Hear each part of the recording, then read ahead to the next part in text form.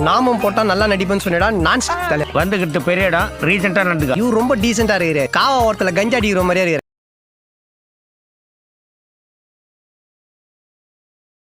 Hi hello friends, welcome back to our channel. So இன்னைக்கு நம்ம பார்க்க போகிற படம் பார்த்தீங்கன்னா 2011 வந்துட்டு ஒரு வார் ட்ராமாவாக எடுக்கப்பட்ட கிங்டம் ஆஃப் டஸ்ட் அப்படின்ற படத்தை பார்த்தீங்கன்னா இப்போ வந்து தமிழ் டப்பிங்கோட ஸ்ட்ரீம் பண்ணியிருக்காங்க.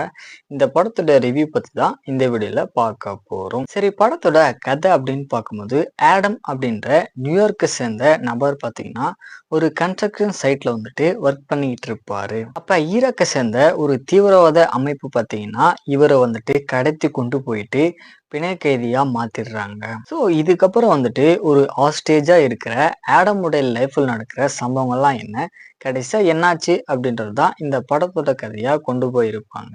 இந்த படத்துடைய முக்காவாசி பார்த்தீங்கன்னா ரியல் ஃபுட்டேஜ் தான் வந்து ஆட் பண்ணியிருப்பாங்க.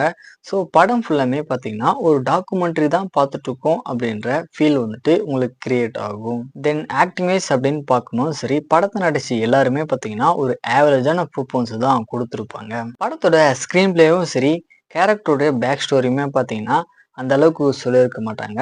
ஸோ ஃபைனலாக வந்து இந்த படம் பார்த்தீங்கன்னா ஒரு பிலே ஆவரேஜான படமாக தான் வந்திருக்கு. வேணும்னா ட்ரை பண்ணி பாருங்க.